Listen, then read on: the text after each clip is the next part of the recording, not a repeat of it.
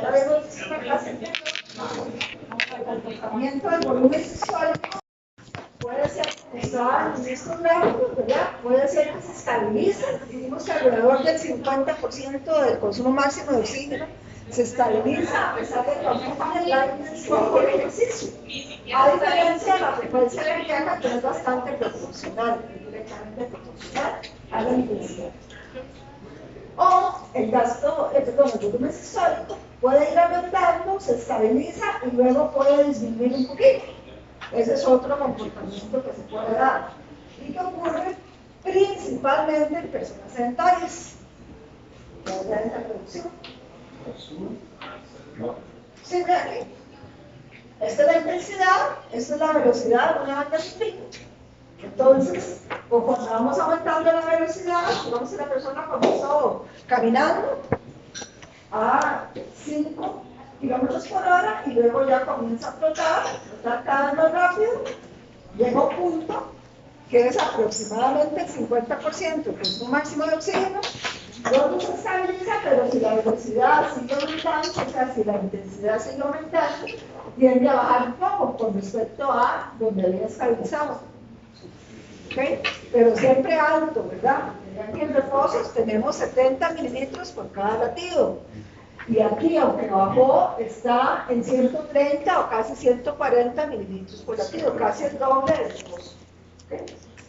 Entonces, siempre sube. Lo normal es que suba.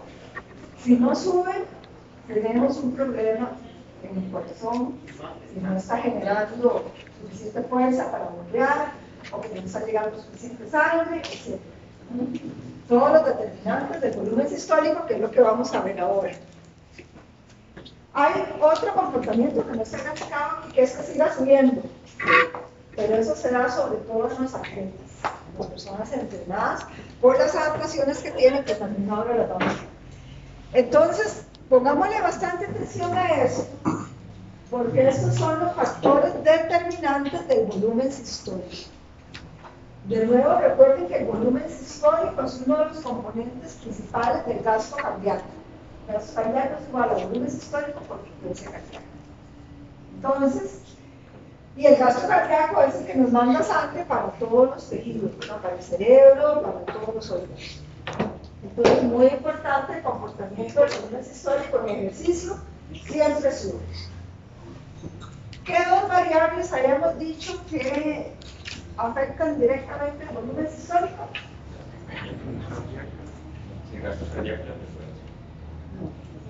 El volumen sistólico afecta el gasto, pero el gasto no afecta el volumen sistólico. El retorno venoso. Volumen al final de la diástole. Y eso también puede estar asociado con carga,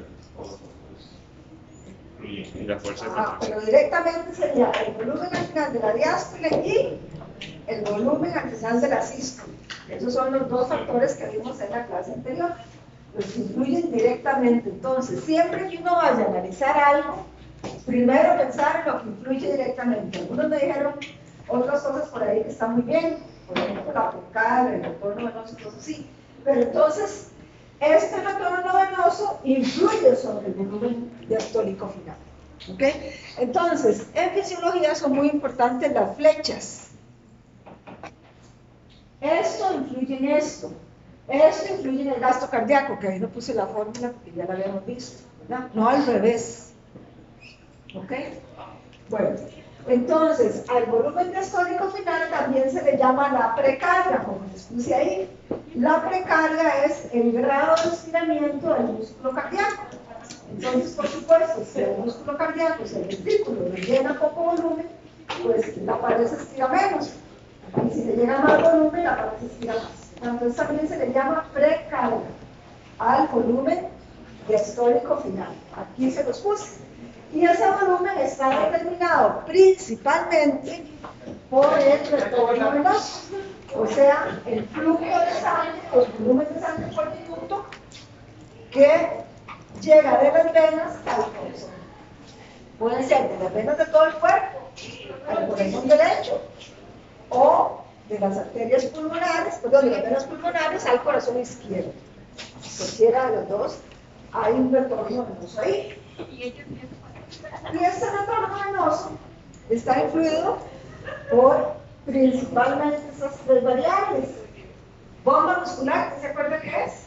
Y las musculares también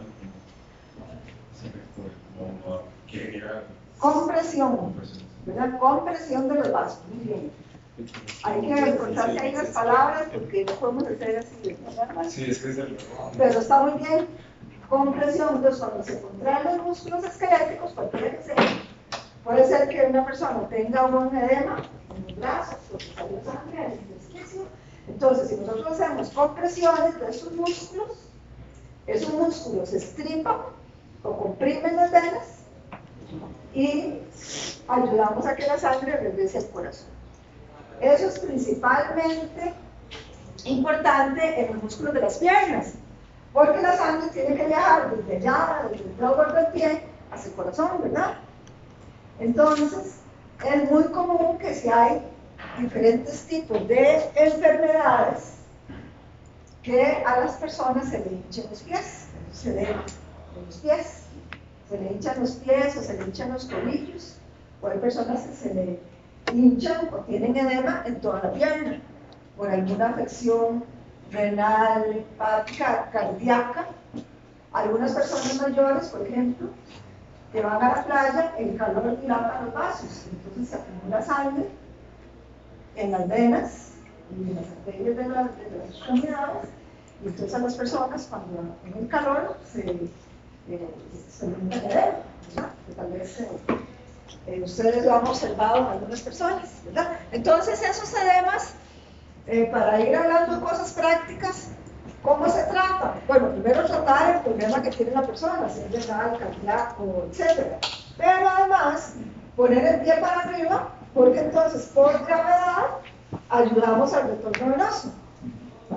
También cuando hay, no solamente cuando hay una edema por cualquiera de las enfermedades, no puede ser una lesión, porque la persona se dobló el tobillo, ¿verdad? Porque tiene ahí una fisura en el mariolo, lo que sea, y el pie se hincha, o un golpe.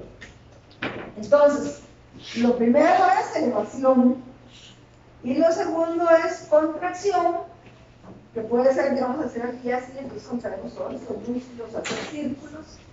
Lo mismo si hay una persona que tiene que pasar mucho rato en silla, que no puede caminar, yo camino, estoy contrayendo los músculos y estoy ayudando al retorno venoso. Pero si yo me quedo de pie en un solo lugar, la sangre se acumula ahí abajo. ¿Okay? Normalmente nosotros tenemos mecanismos de compensación que hacen que esa sangre no se acumule mucho y no se hinche los pies, pero en algunas personas se pasa. ¿Okay? Entonces, elevación, compresión, que puede ser o como una venda, como una media elástica, como hacen en los hospitales después de una cirugía. La persona está acostada mucho rato, entonces no hay ayuda de la bomba muscular para el retorno venoso. O también podemos usar hielo, pero eso ya sería para tratamiento, para la absorción del líquido que salió del intersticio, ¿verdad? Entonces el retorno venoso es muy importante. Si ese retorno venoso aumenta, que eso es lo que sucede en ejercicio, obviamente, aumenta, ¿por qué? Porque tenemos la bomba muscular muy activa, tenemos la bomba respiratoria muy activa. Bomba respiratoria, cuando inspiramos, se baja la presión intratorácica, se expanden las venas, la sangre sube y después cuando expiramos, al revés. Entonces también es una bomba, porque las venas van a estar dilatándose cuando inspiramos, porque se baja la presión, ¿verdad? Y volviendo a su forma original cuando expiramos, porque la presión intratorácica más bien sube. ¿Okay? Eso se llama la bomba respiratoria. Y venoconstricción es la constricción generada por el sistema simpático, que ya sabemos que con el ejercicio aumenta. Y el sistema simpático es vasoconstrictor. Entonces contrae el músculo liso de las arteriolas y contrae el músculo liso de las venas pequeñas y medianas, que también tienen músculo liso. Entonces, al contraer el músculo liso de las venas pequeñas y medianas, es cerrar ahí un poco el radio de esos vasos y eso impulsa la sangre hacia el corazón. Entonces, el aumento del tono venoso es muy importante también durante el ejercicio, porque está aumentada la actividad simpatoadrenérgica y eso influye sobre el tono venoso. ¿Ok? Bueno. También sobre el volumen sistólico influyen cosas que estén pasando en el ventrículo. Por ejemplo, qué tan rápido se relaja el ventrículo, porque el ventrículo se comienza a llenar cuando el corazón se relaja.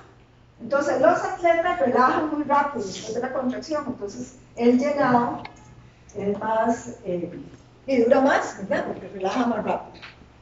También los atletas tienen mayor distensibilidad, la pared del ventrículo se expande más fácilmente y eso ayuda con el llenado.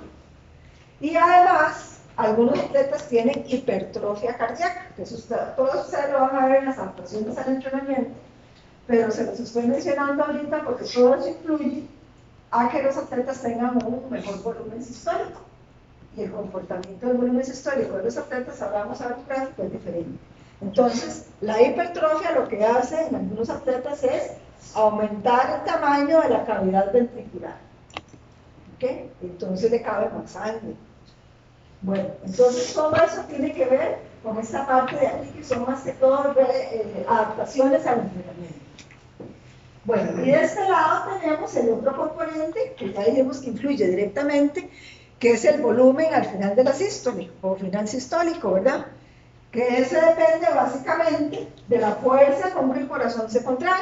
Entonces el corazón se contrae con más fuerza, bombea más sangre y queda menos. Entonces este volumen sistólico final se reduce cuando aumenta la fuerza de contracción.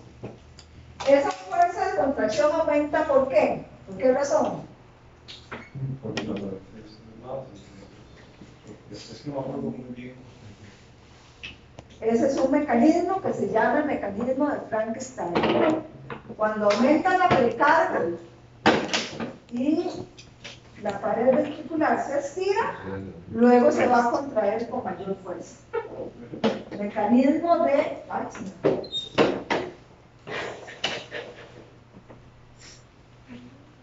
Aquí está, se los puse, el mecanismo de Frankenstein.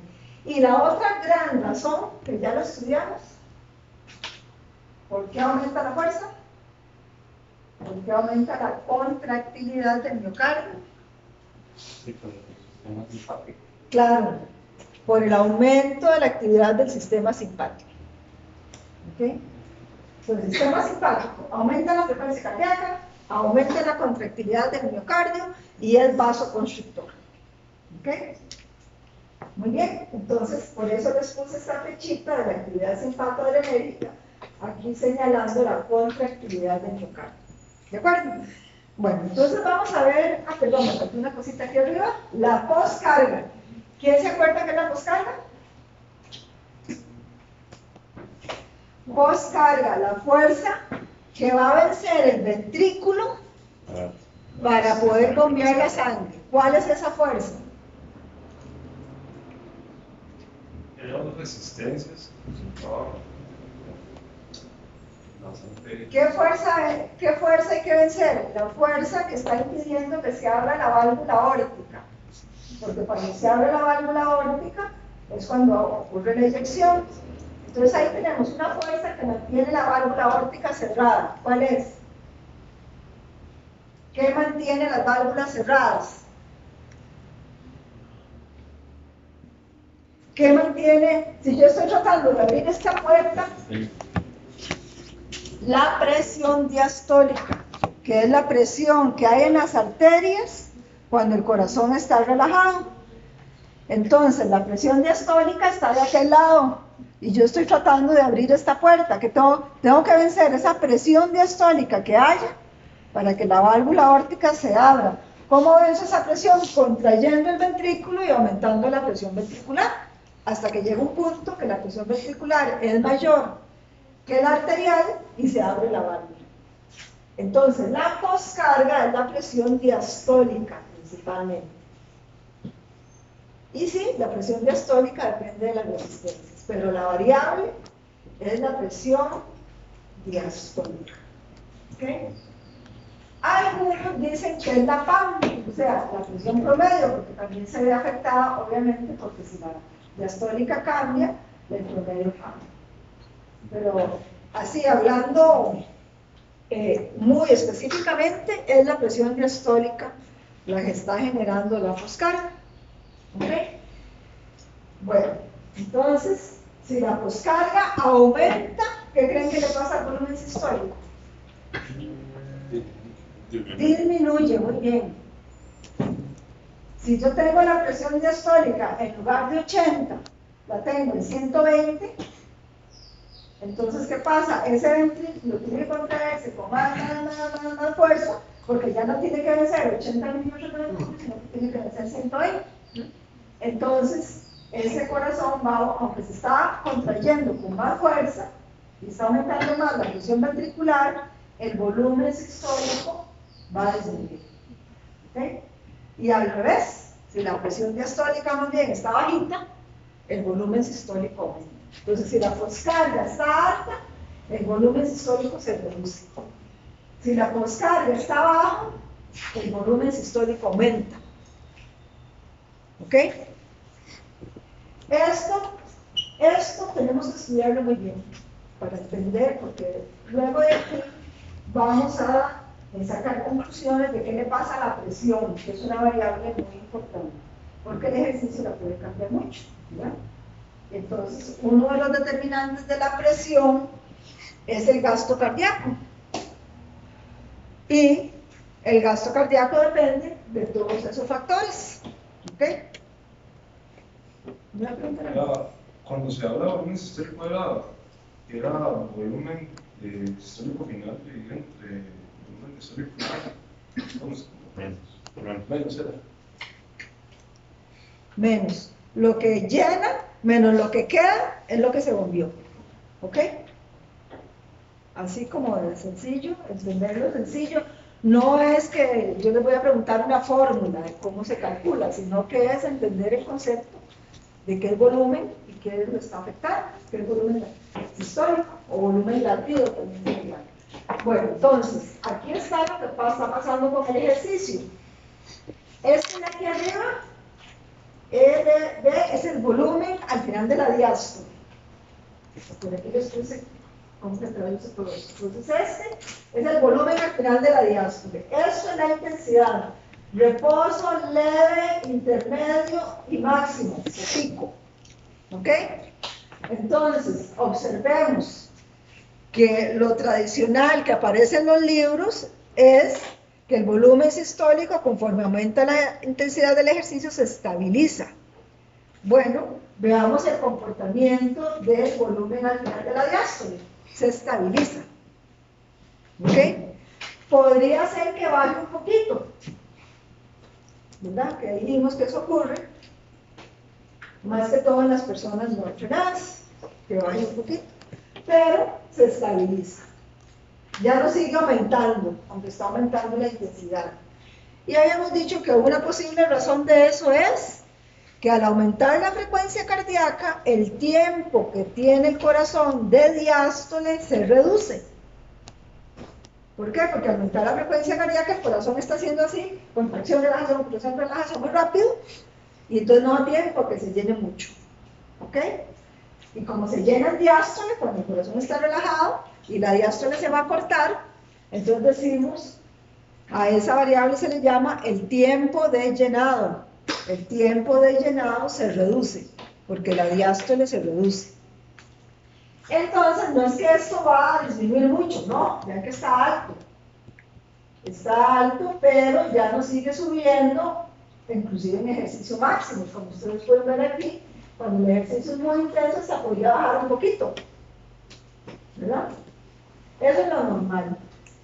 Y aquí abajo está el volumen al final de la sístole, que ya sabemos que disminuye, entre más fuerte sea el ejercicio, entre más intenso, disminuye más y más y más, como lo estamos viendo aquí.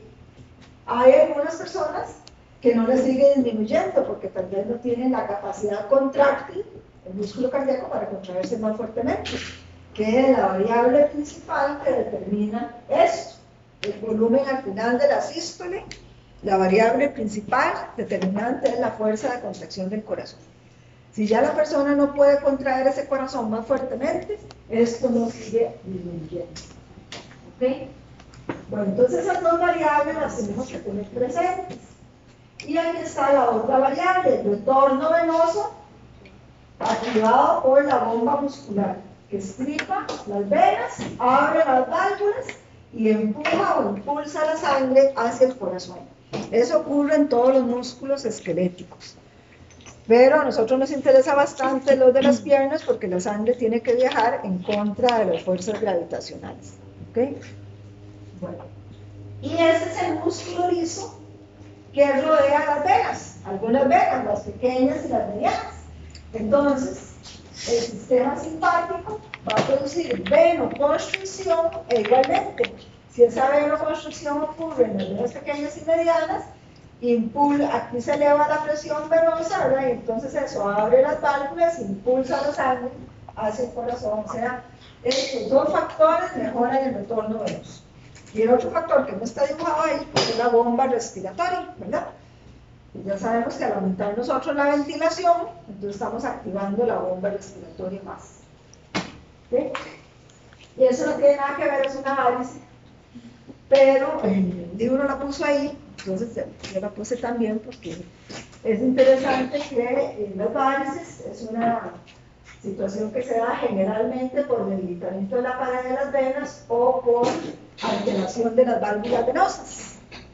Entonces, por supuesto, el ejercicio, al hacer esto, favorece que la sangre circule y que no se acumule aquí, ¿verdad? Entonces, previene. Pero es una condición hereditaria que aunque la persona haga ejercicio, hay personas que siempre va a aparecer las varices, que es algo hereditario. Entonces, lo que hay que tener es cuidado con las varices. Porque las varices, cuando se acumula sangre aquí, puede inestabilizarse, pueden formarse coágulos aquí, y si uno pone a la persona a hacer ejercicio de alto impacto, que es despegar los dos pies del suelo, ¿verdad? Entonces esos coágulos pueden desprenderse de esa zona y viajar por el torrente sanguíneo, o sea, formar trombos, y esos trombos pueden poner trombosis cerebral, ¿verdad? Porque recordemos que los vasos sanguíneos se van ramificando, entonces un trombo viaja ahí por la circulación y llega a una arteria o arteriola ya de menor radio y ahí puede taponearlo, ¿verdad? Lo bloquea el flujo sanguíneo.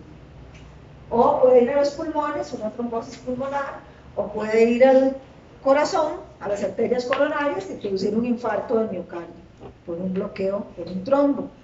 Entonces, con las varices, si ustedes observan una persona que están trabajando, tiene varices, hay que innotable y grande y todo, pues hay que enviarla para el médico para que la revise. Hay un examen que ellos hacen con un ultrasonido y ven que tan problemática es esa, si necesita tratamiento, si necesita cirugía o qué, o si no hay problema, por supuesto. Bueno, esa era algo adicional de la clase, pero es importante hablar de eso. Bueno, entonces aquí están. Eso sí necesito que me digan muy rápido lo que les voy a preguntar, porque si no, nos tratamos de la última clase. Bueno, entonces, eso es de López y Chicharro, pero yo les puse aquí una referencia porque en realidad es de López y Chicharro, lo cogió de una investigación que se hizo sobre el volumen sistólico. Entonces, en el L y tenemos el volumen sistólico y en el X, pues la intensidad en términos de consumo de oxígeno. ¿Okay? El comportamiento número 1, ¿a qué se debe? Comportamiento de la línea roja, que está rotulada como 1. ¿Dan ganas de dejarse de tarea? El volumen sistólico aumenta y se estabiliza. Aumenta muy rápido, ¿por qué? Por evitar la pared del de retorno venoso, con la precarga, Precarga, retorno venoso. ¿Y del otro lado? Con fuerza de contracción. Fuerza de contracción, o sea, reducción del volumen sistólico real. ¿Y por qué se estabiliza? porque ya no se bromea tan rápido que no da tiempo de llenarse bien el llenado de Ajá. O sea, se reduce el tiempo de llenado. ¿Ok? Entonces ya no sigue aumentando. También puede deberse a que la persona no pueda contraer ya los músculos más fuertemente. Bueno, número 2. Bueno, entonces, ahí está. Aumenta por el mecanismo de descarga, aumento de la fuerza de contracción y porque, por supuesto, hay todo lo demás que tiene que ver con el retorno venoso. Y luego puede estabilizarse porque se reduce el volumen del diástole, porque se reduce el tiempo llenado por el aumento de la presión. Vamos a dejar muy bien. Número 2. Después de la cálculo central, digamos, más allá de se incrementa el volumen sistólico por todas las barreras anteriores, pero como que no tiene la capacidad para poder sostener ese punto y Ahí está lo de porque me tiene que decir la variable, no es que no tenga capacidad. ¿Qué variables fisiológicas hacen eso?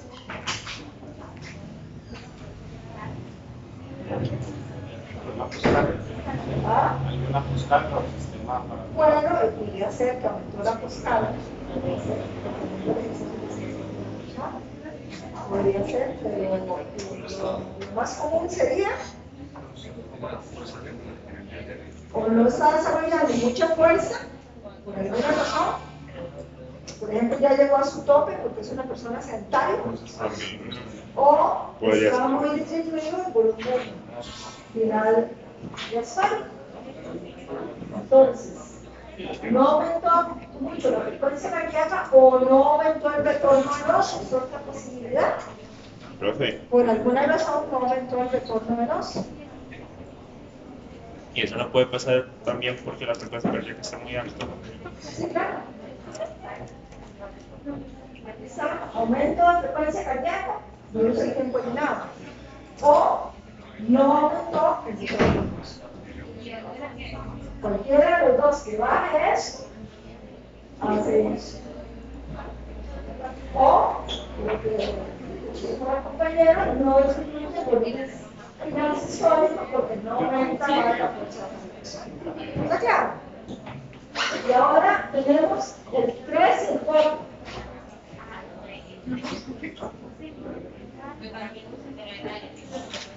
Posiblemente un atleta, ¿verdad? Atletas con las adaptaciones que ya mencioné, ¿verdad? Mayor cavidad, mayor distensibilidad, mayor volumen sanguíneo, es otra adaptación al mantenimiento, ¿verdad? Mayor velocidad de relajación ventricular, todo eso hace que entonces, conforme aumenta la intensidad, sigue aumentando el volumen sistólico, que es un comportamiento que no se da en todas las personas. digamos, en 3 y 4 se está agregando ese conjunto de rotación con extra que incrementa la intensidad. Pero digamos, son dos escenarios distintos. Perdón un segundito, es que no vamos a escoger.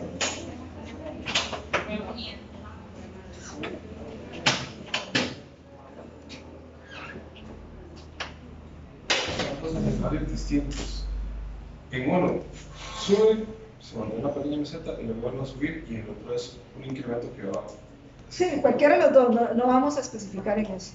Cualquiera de los dos, lo normal es que en la mayoría de las personas ocurre como en uno, no tanto como en dos, pero podría bajar un poquito como vimos antes, ¿verdad? Pero esto se da generalmente en personas que presentan adaptaciones al entrenamiento. Puede depender obviamente del deporte. Exacto. Entonces, si, por ejemplo, si la persona empieza con una actividad de alta intensidad de golpe, puede que pase por la 3. Y si es un incremento de baja intensidad, puede que pase por la 4. No, aquí es de alta intensidad, porque si va la intensidad para arriba se llegará al máximo. Sí, no, pero digamos de que sube la intensidad y luego vuelve a subir y luego vuelve a subir. No, aquí es constante la elevación, ¿ve? Ah, 1 litro, 2 litros, 3 litros de consumo de oxígeno por minuto es constante la elevación. Pero tienen ese comportamiento que es lo que se ha publicado en unos estudios.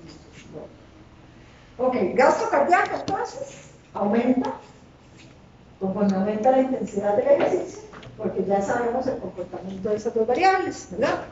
Puede ser que el aumento del gasto cardíaco no sea absolutamente lineal, porque el volumen es histórico, si se comporta como ya vimos, que se estabiliza o baja, entonces eso podría ser que el gasto cardíaco no siga linealmente aumentando.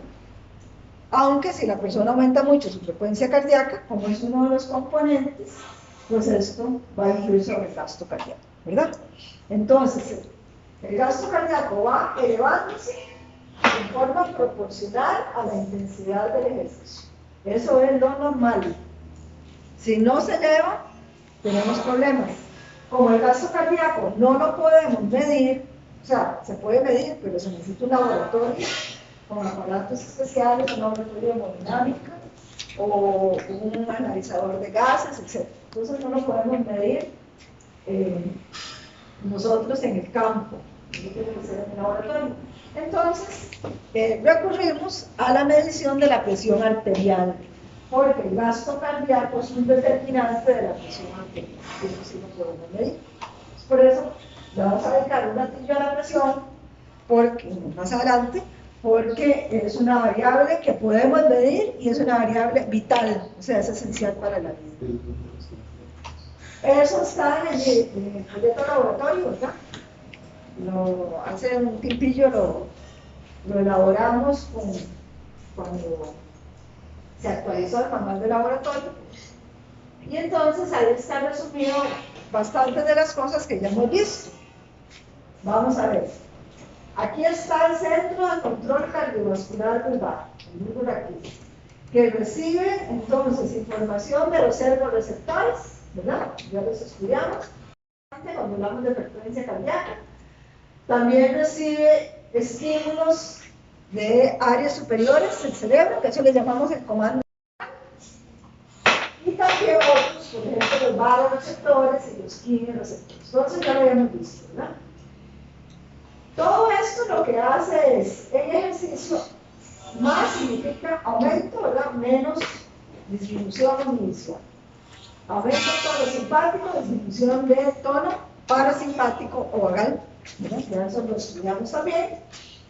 Y entonces ahora tenemos que esos aumentos de tono simpático van a tener varios efectos. Venoconstricción, ya lo estudiamos. También aumento de la contractilidad del miocardio y aumento de la frecuencia cardíaca, ¿verdad? Esas tres cosas producen el tono simpático propiamente en el corazón. En ejercicio entonces va a aumentar la precarga o el volumen final diastólico. ¿Por qué? Porque aumenta el retorno venoso por la venoconstricción o la activación de la bomba muscular y respiratoria. ¿Ok? Ahora, ese aumento del volumen final diastólico en conjunto con el aumento de fuerza de contracción que reduce el volumen final sistólico nos produce aumento del volumen sistólico. Entonces todo eso es lo que acabamos de estudiar, ¿verdad? Ahora, el aumento de frecuencia cardíaca y el aumento del volumen sistólico aumenta el gasto cardíaco. Lo acabamos de ver en un gráfico. Ahora, el tono simpático también produce vasoconstricción en áreas no activas. Ya dijimos, en los órganos esplácnicos, ¿verdad? O sea, sistema gastrointestinal, hígado, riñones. Y además podría ser que en el músculo esquelético que no está activo haya algo de vasoconstricción. Eso sería un ejercicio muy intenso. Puede ser que el flujo sanguíneo no cambie en el músculo que no está activo. No necesariamente tiene que haber vasoconstricción.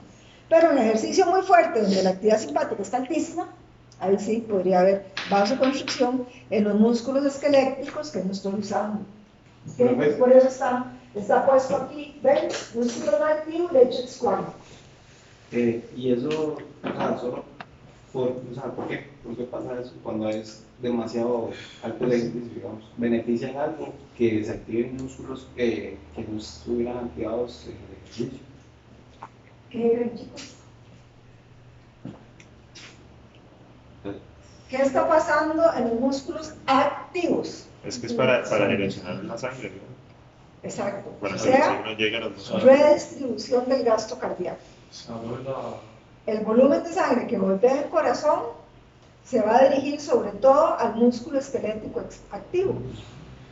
Y eso hace entonces el sistema simpático vasoconstrictor, al estar elevado, como el vasoconstrictor, va a contraer o a reducir el radio de los vasos de los tejidos donde no haya liberación de metabolitos que estén produciendo vasodilatación. Y entonces eso hace que se sacrifiquen, por decirlo de alguna forma, algunos órganos para que la sangre se desvíe hacia el músculo activo. Y entonces, cuando la actividad simpática está muy alta, porque estamos haciendo ejercicio muy intenso, como el simpático es vasoconstrictor, puede contraer los vasos sanguíneos de los músculos no activos, porque ahí no se están liberando los metabolitos vasodilatadores. ¿De acuerdo? Ahora, en los músculos no activos a veces no pasa nada, porque cuando nosotros hacemos ejercicio dijimos que también se aumentaba la adrenalina, ¿verdad? Por efecto del sistema simpático. Y la adrenalina actúa sobre los receptores beta, generando vasodilatación. En el músculo esquelético hay bastantes receptores beta, también hay alfa. Por eso el sistema simpático puede producir vasoconstricción. El sistema simpático actúa sobre receptores alfa, alfa 1, alfa 2. Y la adrenalina puede actuar sobre receptores beta. Entonces, donde haya más beta, puede haber vasodilatación. Entonces, cuando se libera la adrenalina durante el ejercicio, va por todo lado y puede ir a los músculos esqueléticos no activos. Y entonces contrarrestar un poco el efecto del aumento de la actividad simpática. ¿De acuerdo? ¿Está claro eso? ¿Esa cara qué significa? No. Yo desde aquí les doy las caras, no creen. ¿Alguien que lo explique con sus propias palabras?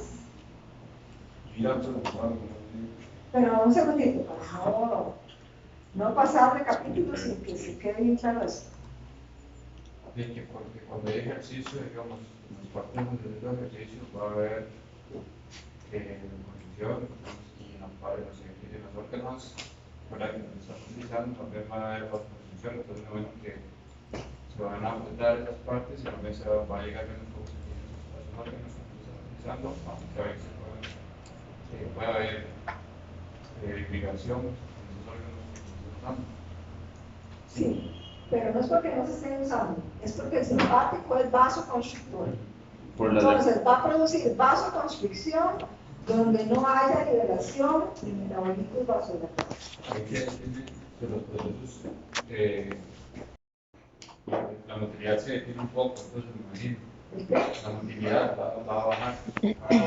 Sí, pero bueno, eso lo van a ver después porque ahorita estamos hablando de flujo sanguíneo. Entonces eso lo van a ver en el sistema gastrointestinal. Es como por la demanda de oxígeno que hay en el músculo. Digamos, el músculo activo está demandando más oxígeno, entonces por eso se hace vasodilatación en ese músculo, para que se pueda haber más cambios. Eso es para que sí, que yo no se lo voy a preguntar en el examen y es lo que responde. ¿Okay? ¿Para qué? Sí, muy bien. Digamos, usted que entiende, el gimnasio se puede explicar así. Pero nosotros, digamos, que tenemos que entender un poco más, entonces tenemos que entender las variables fisiológicas que explican eso. ¿Por qué hay vasodilatación? No es porque aumentó la demanda de oxígeno. Eso es para qué, ¿no? ¿Por qué hay vasodilatación? Porque se liberaron metabolitos vasodilatadores. Es un tema de los receptores de los metabolitos. No, muy bien que estén haciendo esas preguntas, porque así vamos de una vez aclarando. Los servorreceptores y los metaborreceptores, sobre todo los metaborreceptores, puede ser que respondan a los mismos metabolitos, ¿no? Que son vasodilatadores, pero esos van a actuar sobre las terminaciones nerviosas que vimos. Van al centro de control cardiovascular, aquí, o sea, estos servorreceptores llegan a las vías aferentes aquí, aumentan la actividad del sistema simpático. Entonces, por medio de los servorreceptores no vamos a explicar la vasodilatación, porque más bien aumenta la actividad del sistema simpático, que es vasoconstrictor. Entonces eso lo aumentaría. Entonces no tiene que ver con los reflejos, con el metaborreflejo, ni con el tetano reflejo. Tiene que ver con la liberación de metabolitos vasodilatadores, que ahora vamos a verlos en un dibujo, para entender son otros receptores, no son los de los receptores. Son receptores que hay en la pared del músculo liso vascular. No son los receptores que están en las terminaciones nerviosas que inervan el músculo esquelético. ¿De acuerdo?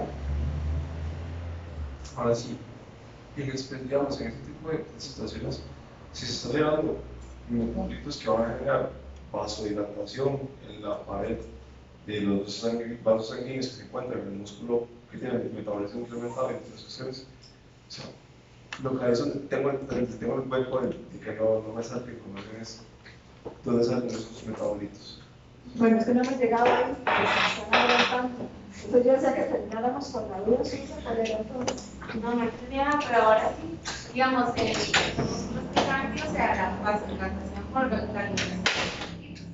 Los que no están activos, se les da, bueno, no sé si la vasoconstricción por la actividad del sistema simpático. O no puede pasar nada, porque si se libera adrenalina, la adrenalina produce vasodilatación en los músculos inactivos, porque la adrenalina es toda la circulación, entonces puede ir de todo lado. Entonces se libera adrenalina y por otro lado está el sistema simpático vasoconstrictor, entonces el flujo sanguíneo no cambia. Y ahí se liberan los dos. ¿De acuerdo? ¿Está claro eso? Bueno, ahora sí, porque más bien iba a entrar en el tema del flujo sanguíneo.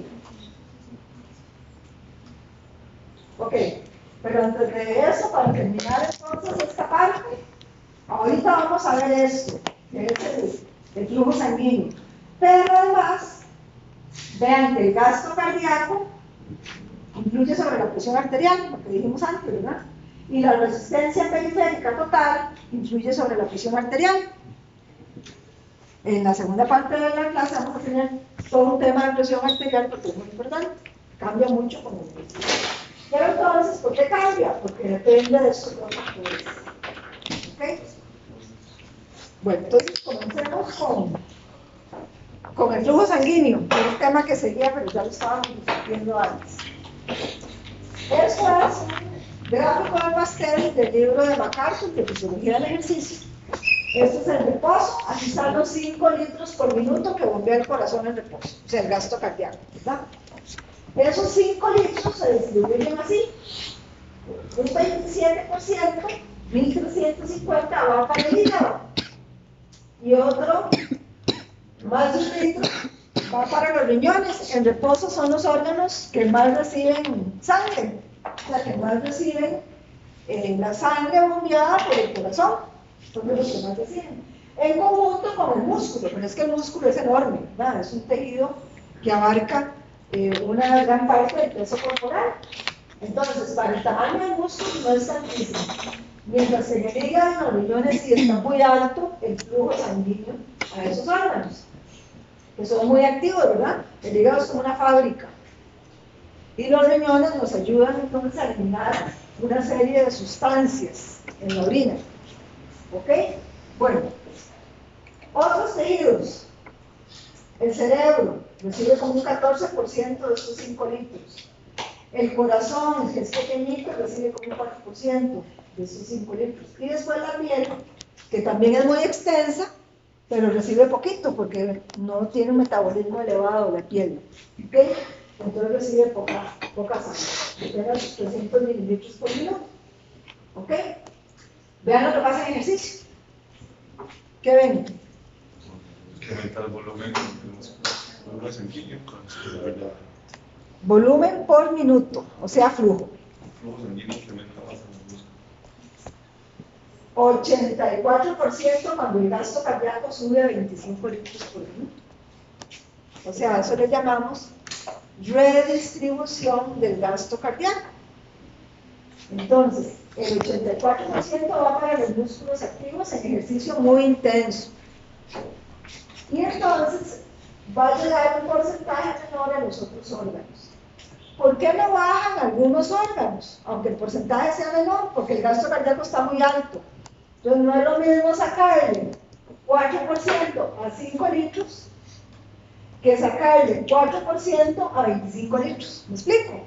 Entonces, en el corazón, por ejemplo, ven que aquí le llegaban 200 mililitros por minuto. Pero en ejercicio le llega 1 litro por minuto.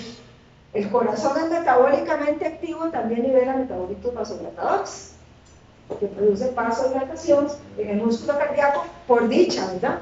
Porque las demandas energéticas ahí están altísimas. Entonces está liberando metabolitos vasodilatadores, entonces el oxígeno que llega y los sustratos energéticos que llegan al corazón, pues van a aumentar, ¿no? Porque está aumentado el flujo sanguíneo.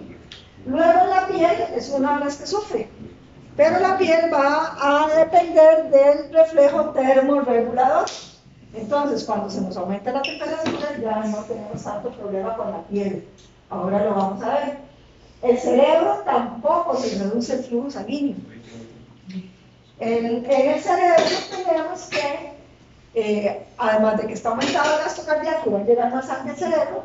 Además de eso, la actividad neuronal que genera el ejercicio, ¿verdad? Porque estamos haciendo un plan motor, y estamos viendo en el partido, o estamos oyendo el citato, lo que sea, todo eso influye sobre los centros, diferentes centros que controlan entonces las acciones motoras, y donde hay más actividad en el cerebro hay vasodilatación.